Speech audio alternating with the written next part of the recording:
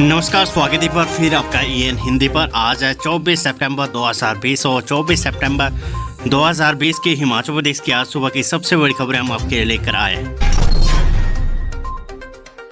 मनाली के 7 से हेलीपैड पर उतरेंगे PM मोदी जयराम ठाकुर। सामरिक महत्व के अटल टनल रोहतांग के लोकार्पण का काउंटडाउन शुरू हो गया है। मुख्यमंत्री जयराम ठाकुर ने कहा कि 3 अक्टूबर को प्रधानमंत्री नरेंद्र मोदी 7 से हेलीपैड पर उतरेंगे। यहाँ से सोलंग नाला जाएंगे और लोगों से रूबरू होंगे।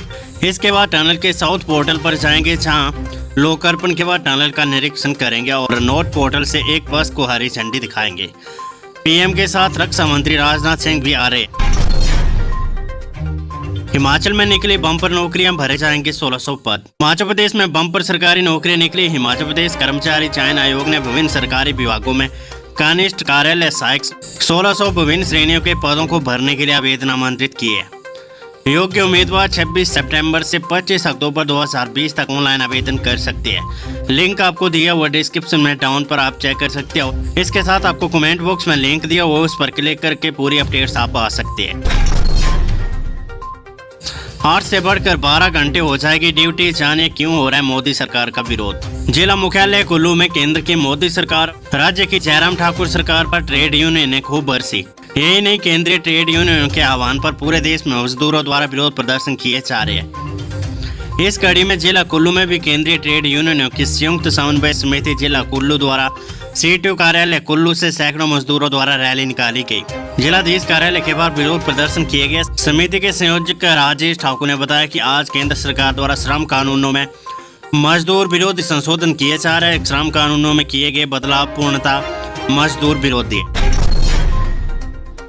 आज की अगली खबर है, सोलन से टैंक की सफाई करते दम घुटने से मजदूर की मौत, 2 बेहोश कारखाने पर केस। खबर है BBN से। औद्योगिक कस्बे बद्दी के तहत एक उद्योग के वेस्टेज टैंक की सफाई में लगे एक मजदूर की दम घुटने से मौत हो गई, जबकि 2 मजदूर बेहोश हो गए, जिनका स्थानीय अस्पताल में उपचार चल रहा है। दोनों मजदूरों की हालत नाजुक बनी हुई है। पुलिस ने इस मामले में उद्योग प्रबंधन के खिलाफ लापरवाही का केस दर्ज कर कार्रवाई शुरू कर दी है।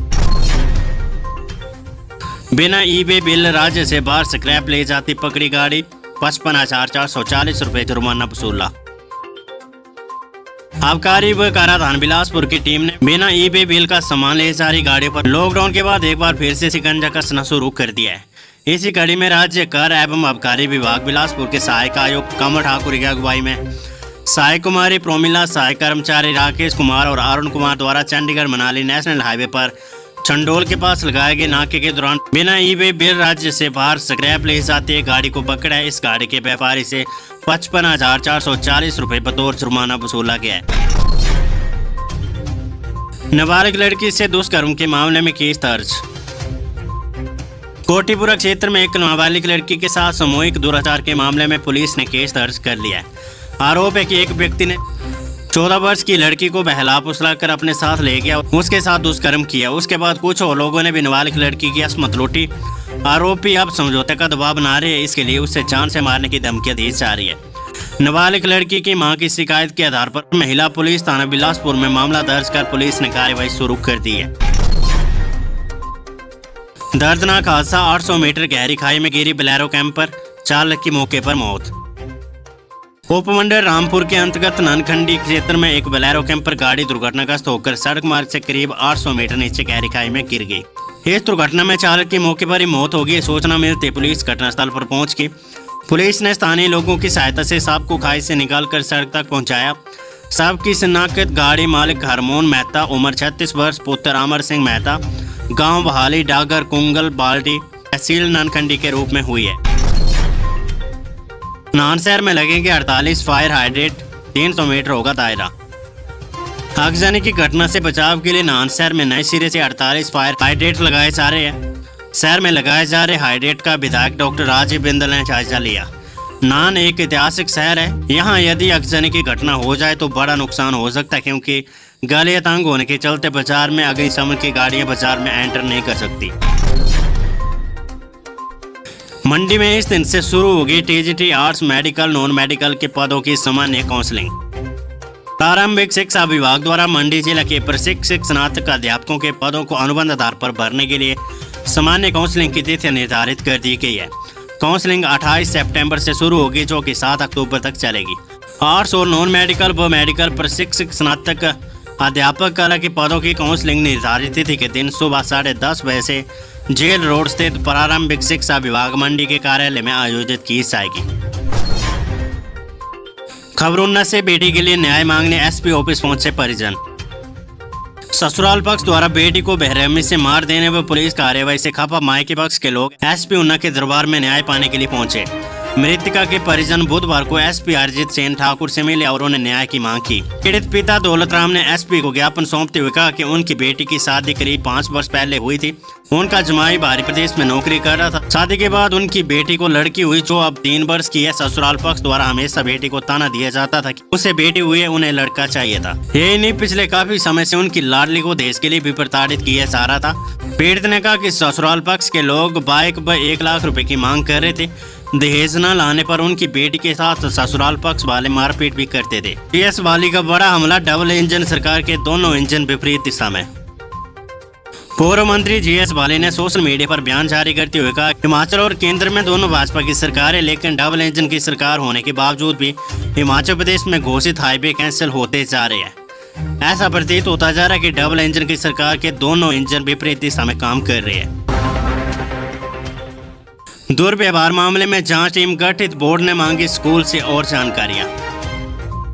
जिला बिलासपुर के एक स्कूल में बोर्ड द्वारा संचालित की गई परीक्षाओं के दौरान शिक्षा उपनिदेशक से दुर्व्यवहार मामले की जांच हेतु हिमाचल प्रदेश स्कूल शिक्षा बोर्ड ने 3 सदस्यीय टीम गठित कर दी है। ये टीम एडिशनल सचिव की अध्यक्षता में बनाई गई। उक्त टीम अब मामले की जांच करेगी। इसके अलावा बोर्ड ने सीसीटीवी फुटेज भी मंगवा ली है। प्रमोट करे या एग्जाम करवाए बना सस्पेंस, शिक्षा विभाग ने सरकार को फिर से भेजा प्रपोजल। कॉलेज में पढ़ने वाले फर्स्ट व सेकेंड ईयर के छात्रों को प्रमोट करे या फाइनल परीक्षाएं करवाए, इस पर सरकार व विभाग कोई फैसला नहीं ले पाए। परीक्षाओं को लेकर एचपीयू ने तैयारियां कर ली है। विभागीय जानकारी के अनुसार कॉलेजों में फर्स्ट व सेकेंड ईयर के छात्रों के प्रश्न पत्र तक पहुंच गए हैं, लेकिन शिक्षा विभाग व कॉलेज प्रबंधन भी असमंजस की स्थिति में है। आखिर फाइनल परीक्षाएं इन छात्रों की होनी है या नहीं। हालांकि इस बीच शिक्षा विभाग ने राज्य सरकार को एक बार फिर से प्रपोजल सरकार को भेज दिया है। उस प्रपोजल में शिक्षा विभाग ने सरकार से अनुमति मांगी कि फर्स्ट व सेकेंड ईयर की परीक्षाओं को करवाया जाए या नहीं। शिक्षा नीति लागू करने को टास्क फोर्स की बनेगी 11 कमेटियां। राष्ट्रीय शिक्षा नीति को हिमाचल में सफलतापूर्वक लागू करने के लिए गठित की गई 43 सदस्यीय टास्क फोर्स की 11 कमेटियां भी बनाई जाएगी। हर कमेटी में टास्क फोर्स के 4-4 सदस्यों को शामिल किया जाएगा। ये कमेटियां राष्ट्रीय शिक्षा नीति को लागू करने के लिए अपने सुझाव देगी। कमेटियों के सुझाव आने के बाद प्रदेश में टास्क फोर्स की आगामी बैठक होगी। कमेटियों को नीति के कुछ विषयों पर विस्तृत अध्ययन करने का जिम्मा भी सौंपा जाएगा। शिक्षा मंत्री गोविंद सिंह ठाकुर ने बताया कि राष्ट्रीय शिक्षा नीति को लागू करने के लिए टास्क फोर्स की कमेटियां बनाने का फैसला लिया गया है। खनिज तस्करी रोकने को हिमाचल के बॉर्डर पर बनेगी चेक पोस्ट। सरकार ने हिमाचल में खनिज तस्करी रोकने के लिए 1 महीने में आधा दर्जन बॉर्डर पर चेक पोस्ट 1 माह में लगाने के निर्देश दिए। पहले चरण में जिला उन्ना और सोलन में चेक पोस्ट स्थापित करने का कार्य आवंटित कर दिया गया है। खनन माफिया पर शिकंजा कसने को प्रदेश सरकार ने कमर कस ली है। सरकार ने जिला उन्ना में 5 और जिला सोलन के बॉर्डर में 1 चेक पोस्ट तैयार करने के लिए टेंडर आवंटित कर दिया है। जिस कंपनी को चेक पोस्ट तैयार करने का जिम्मा सौंपा है उसे ये कार्य 1 माह में पूरा करने के निर्देश दिए गए हैं। मनाली लेह मार्ग को 12 महीना खुला रखने की कवायद तेज, राजनाथ करेंगे स्टील ब्रिज का उद्घाटन।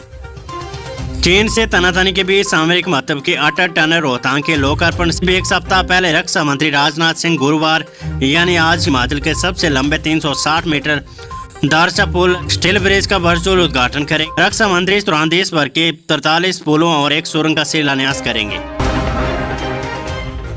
बड़ी खबर, 4 साल की होगी बीएड, पुरानी डिग्री धारकों को 2030 के बाद नौकरी नहीं। राष्ट्रीय शिक्षा नीति में बीएड को 4 साल का कर दिया। पुराने डिग्री धारकों को वर्ष 2030 के बाद शिक्षक की नौकरी नहीं मिलेगी। नई शिक्षा नीति में स्पष्ट किया गया कि 4 वर्ष की बीएड करने वालों को नौकरी के लिए पात्र माना जाएगा। इसके लिए जल्द ही प्रदेश के कॉलेजों में फर्स्ट ईयर से एजुकेशन विषय को पूरी तरह से शुरू कर दिया जाएगा। 3 साल तक के कॉलेज और 1 वर्ष के बाद में एजुकेशन विषय की पढ़ाई करने वालों को बीएड की डिग्री मिलेगी। राष्ट्रीय शिक्षा नीति के इस प्रावधान को लागू करने के लिए जल्द ही प्रदेश में बीएड और डीएलएड का पाठ्यक्रम भी बदला जाएगा। शिमला के डीडीयू में कोरोना संक्रमित महिला ने की आत्महत्या, 17 सितंबर से थी भर्ती। हिमाचल प्रदेश की राजधानी शिमला के दीनदयाल उपाध्याय अस्पताल डीडीयू में एक कोरोना संक्रमित महिला ने आत्महत्या कर ली है। देर रात 12 बजे महिला ने आत्महत्या की है। ये महिला चौपाल की रहने वाली बताई जा रही है। 17 सितंबर से वे डीडीयू में भर्ती थी। चौपाल से इसे कोरोना की पुष्टि होने के बाद यहाँ इलाज के लिए लाया गया था। ये महिला चिकित्सकों की निगरानी में थी। महिला की आत्महत्या ने एक बार फिर से हॉस्टल प्रशासन पर सवाल उठाने शुरू कर दिए। पहले भी कई बार कोरोना पीड़ित मरीजों ने आईजीएमसी और डीडीयू पर सवाल उठाए हैं। हिमाचल राजभवन पहुंचा कोरोना, राज्यपाल के एडीसी पॉजिटिव। हिमाचल प्रदेश के राज्यभवन में कोरोना पहुंच गया। राजभवन में राज्यपाल के ADC Kumar Gaurav corona positive पाए गए हैं। एडीसी के कोरोना पॉजिटिव आने के बाद राज्यपाल बंडारू दत्तात्रेय ने खुद को आइसोलेट कर लिया है। सभी अपॉइंटमेंट कैंसिल कर दी गई है। राज्यपाल के सचिव राकेश कंवर, एडीसी का पूरा निजी स्टाफ आइसोलेट हो गया है। स्वास्थ्य विभाग सभी के कोरोना सैंपल लेने की तैयारी कर रहा है।